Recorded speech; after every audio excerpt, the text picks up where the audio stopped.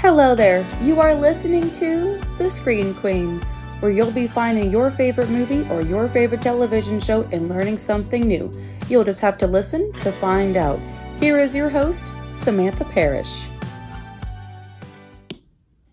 Hello there and welcome back to the show, and happy Friday the 13th. I hope you got your hockey masks and your machetes ready, because we're about to dive into the once-in-a-lifetime chance to talk about one of the weirdest Friday the 13th movies, in my opinion.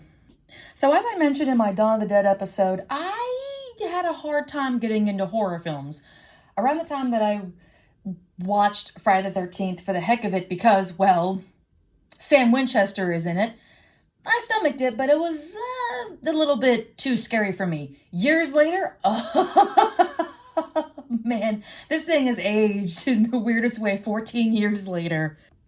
When we look a lot at our iconic monsters or killers like Jason, Freddy, Michael, the slashers, they're there. I don't feel like you're gonna have a bad time with it unless you're looking at a bad film, and oh boy, there are definitely some bad films, but for the most part you're not going to get cinematic gold with some of these films. But I would kind of equivalent it to be like copper. I like to say that about certain films that are not so horrendously bad you feel like you got to gouge out your eyeballs with a machete, but then there are some that's like, okay, well, I got something to laugh at for an hour and 47 minutes, so let's have at it. Or something that truly just fits into the mold. And this one has a very weird way how it fits into this puzzle piece of Jason Voorhees. And that's what we're about to get into today for this special episode on The Screen Queen for Friday the 13th. So I'm sure a lot of the Screen team out there is familiar with the premise of Jason Voorhees that comes out on Friday the 13th and he ends up unaliving a lot of teenagers. But because we're diving into this specific segment of the franchise, I will be giving the synopsis. So, it follows a group of kids that are going into Camp Crystal Lake, and they're just trying to find some of that sweet, sweet Mary Jane. But unfortunately, they find a lot more than that. They find one of the missing kids is all grown up into a bandaged machete-wielding maniac who is axing them off one by one. And 6 weeks later, the brother of one of the members in the group is looking for her. And while he's looking for her, he ends up finding another group that's also heading to Camp Crystal Lake. What a quick-a-dink. And so now we're basically going through round 2 of Jason Voorhees proving they should put his face on the bottle of birth control. So looking at the timeline for Friday the 13th, when it first started in 1980, it's just been the same thing since then. But looking at the plot, it's kind of been the same thing that we've gotten since 1980. But I don't think there's anything wrong with that. If you have a formula that works and it keeps people coming because you want to see what in the world people are going to do to escape Jason Voorhees, yeah, it's kind of compelling. But at the same time, there's been films that have come through the franchise that just got a little ridiculous. Like there was Jason Takes Manhattan, and then there was Jason X, and oh god, the less said about that, the better. And then you get a new installment with this one, our last installment. And oh boy, I remember when the news broke about the Friday the 13th film coming out, and of course, naturally, I was not very enthused because, one, I didn't know any of the people in there, and by the time I did know about Friday the 13th, the thing that kept it kind of synonymous was Sam Winchester from Supernatural is in it. I mean, that wasn't like the hugest piece of news that helped things going, but this was like grapevine news that this was pushed because you had someone from a horror genre jumping into one of the most popular series. Do you ever hear about it again? No, you don't. It just kind of exists as another horror film. But there's been a lot said about how this film has aged, and well, Jared Padalecki is, I think, one of the weirdest things that has made this film age. Okay, so hear me out before you send the Winchesters after me. I watched Friday the 13th because Jared Padalecki was in it. And that actually was a comforting thought, knowing, okay, that's someone I know that's in this horror film, and I know Sam Winchester, so like the day is going to be saved. But at the same time, I'm looking at Sam Winchester. I'm kind of inclined to really not see that when I'm watching Friday the 13th. That's the hard double-edged sword. You have someone who is bankable in the horror franchise, but unfortunately just didn't extend. It just kind of felt like you were watching like a longer episode of Supernatural in a way. And God help Jared Padalecki, I do see that he is giving it his all for this film. It's just, when you look at other horror actors like Jamie Lee Curtis, Sigourney Weaver, Patrick Wilson, you're able to not call them by their character. You call them by their name. Every time I look at this, I'm just like, oh, it's Sam Winchester. You see how that's a bit of a problem? It's not good that I see just Sam Winchester. It kind of deprives the experience of getting into a new installment, because this is clearly writing off of the pop culture, which kind of hurts the chances of the film. But then also, too, on the lighter note, it does kind of boost it. You do pay attention to the film more because you want to see, well, what's going to happen to Sam? Where's Dean? Kind of hard not to want to be involved with a film where you see Sam Winchester is facing off against Jason Voorhees. On paper, that sounds great. Outside of it, it hasn't aged worth a damn. Watching Jared Padalecki in this now, it kind of hurts. Knowing where the timeline is at with him being on Supernatural, and then like where his film career stands. Like, there's a lot of variables to look at to give it a fair assessment, that it's just another film for him. And unfortunately, when people do talk about Jared Padalecki in Friday the 13th, they just say that he's there. Like, it's just an excuse. It's not really like something that you really want to praise him for. That's the hard part. It's just an excuse to watch him in something else where you get to still say, oh, there's Sam Winchester. And that's kind of not really a good call, but then again, that was the decision that they made. However, on another final lighter note, it is kind of funny when you look at an episode called Tall Tales in Supernatural, where he's facing off against Jason Voorhees, and then 2 years later, he would face off against Jason Voorhees. Like, maybe it's like one giant follow-up to the Tall Tales episode, I don't know. But the other thing that also makes this laughably bad is how Friday the 13th was censored. After I finally got into horror films, I was able to catch this film on the Sci-Fi network. And oh my God, if you ever watched a horror film on Sci-Fi, they have the most weirdest censoring next to A&E, which, like, they go all the way to make sure that you can't even detect the slightest smudge of foulness. And for a place like Sci-Fi, I was like kind of surprised. And I also can't unsee it because it's probably like the greatest thing to ever live in my head rent-free. So, and I think a lot of people are familiar with this because on Tumblr, people kept talking about this. One of the most infamous redubbings is when Jared Padalecki's character, Clay Miller, says, all right, listen, dumb shit. And they redubbed it to, okay, listen, dumb stuff. And I'm like, I'm dead. I'm dead. I'm weak. I couldn't believe what I was watching. I feel like Sci-Fi did not help this film at all to make it scary, but I think it also helped to make it funnier. And then it gets better. One of the other characters has a shirt that says "Fuck Christmas," which is already censored. And there's a blur over the F***K. And so it's like a censoring on top of a censoring. It is kind of hilarious. But I do have to say, one of the best things in this film, 14 years later, is the character Chewie.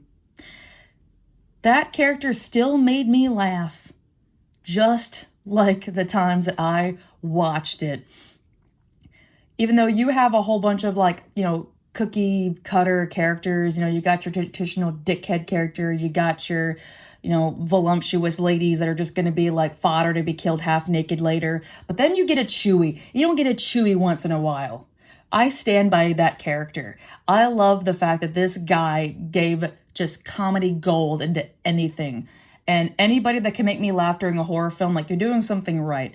I like the ability to be able to, like, laugh at something genuinely, and it's not just, like, you know, fart humor, as I would call it, where you just say something that sounds funny and it's not funny. This guy is funny, and he's making things that don't sound funny. That's a good thing.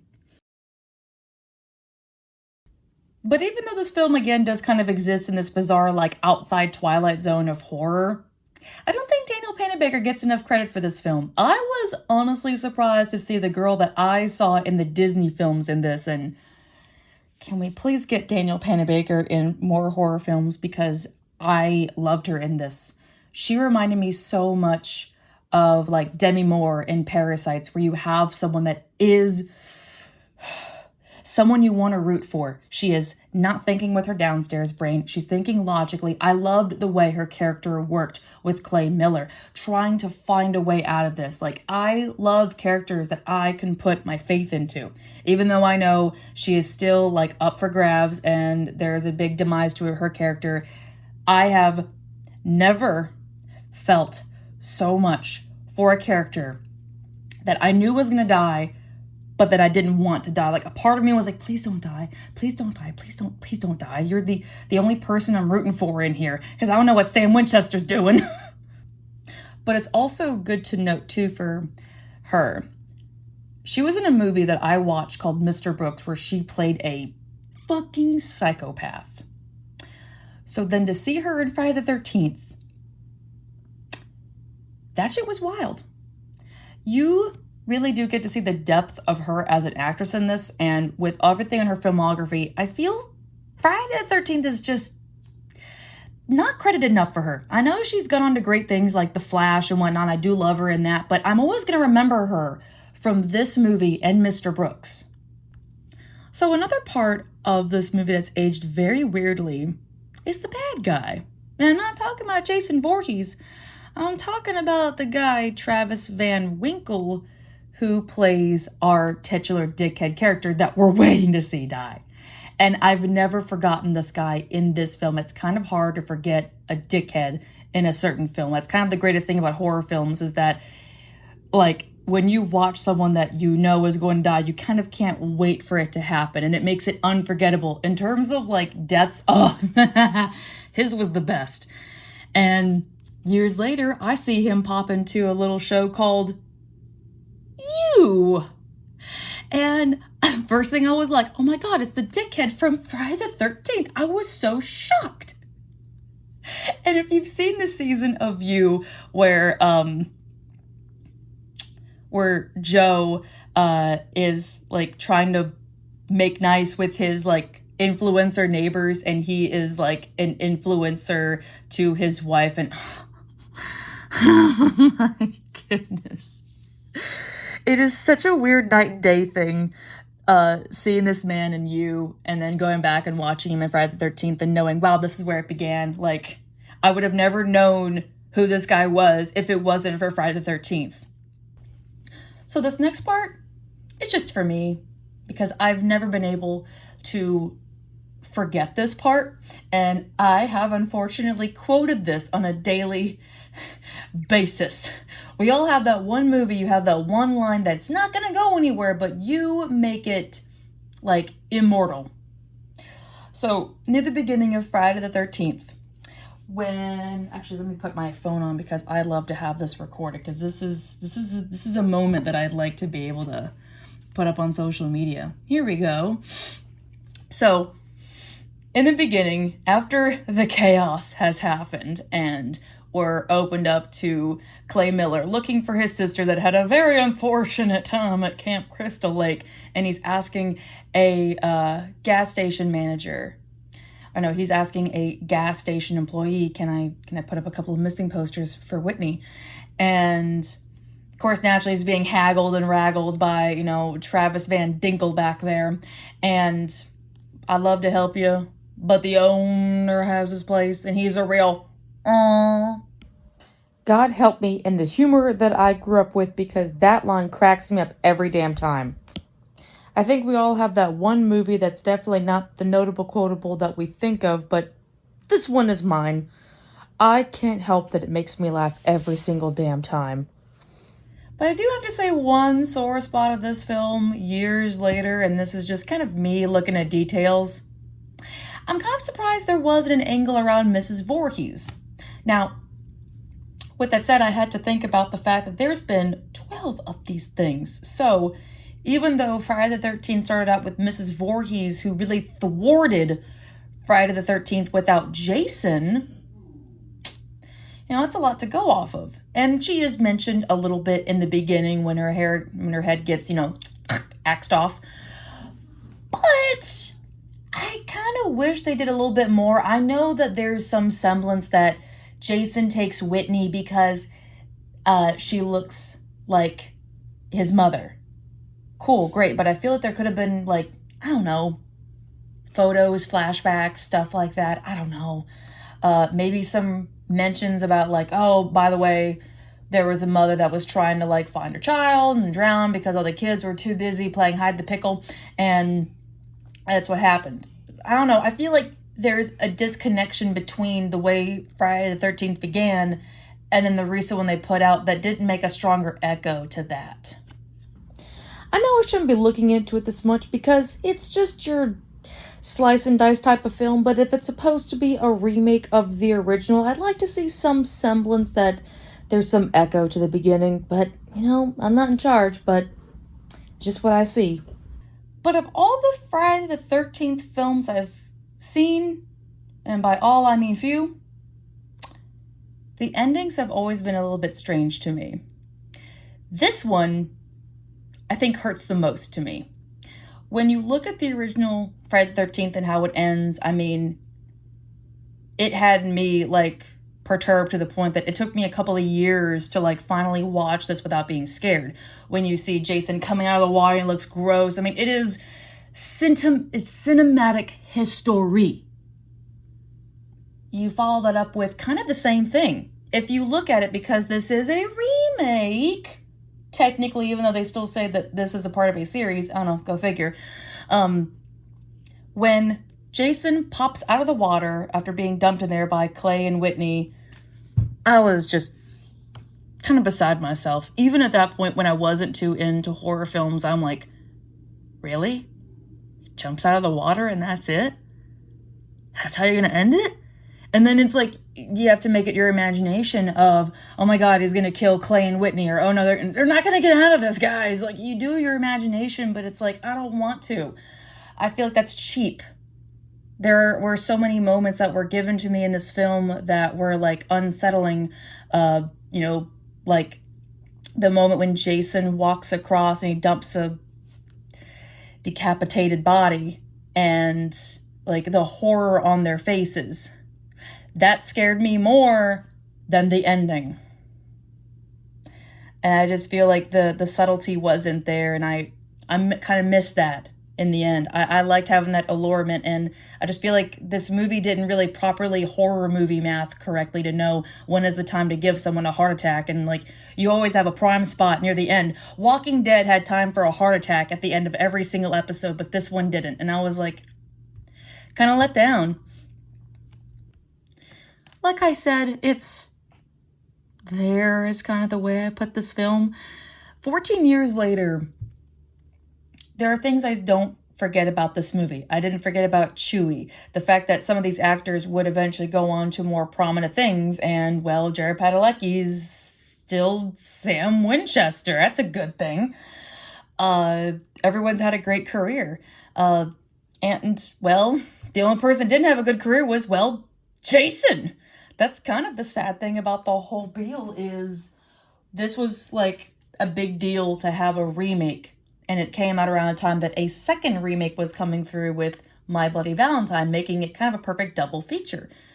But obviously they didn't really go well because all you people remember it for is the guy from Supernatural was in it. And that's, like I said, a good and bad thing with the way that that has aged 14 years later. And there's still no word about what is going to be the next Friday the 13th film. I would hope that there was some notes taken from these past installments, including this one, to make things a little bit different. But it would be nice to see some references to this film because, like I said, there are some things that aged in a unique way that could have some potentiality in the future. But until then, we gotta wait until the next Friday the 13th for that to happen.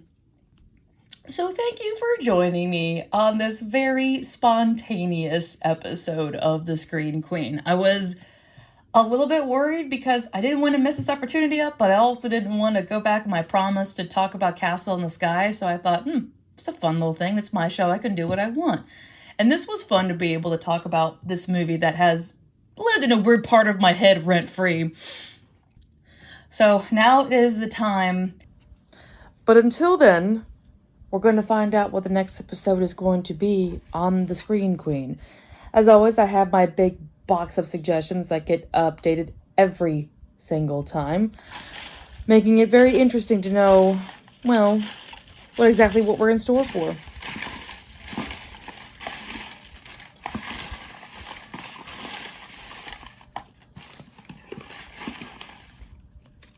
Oh, what are you? Show me your secrets. Okay. It's been a while since I've picked up a film like this before. Alrighty. So the next episode on The Screen Queen is going to be House of Gucci. That is going to be the most interesting Oscar bait film to talk about. I don't think we've talked about an Oscar bait film before, so that'll be interesting. Well, this was quite a fun double feature today. But now it's time to close up the shop and let you guys go now that the Friday the 13th has come to an end. Thank you so much for being here for these episodes. And as always, if you want to catch up with me in between uploads, you can find me on my Instagram at the Queen of the Screen, and you can find me on YouTube. So until then, this is your Screen Queen, signing off. Y'all take care now. Bye-bye!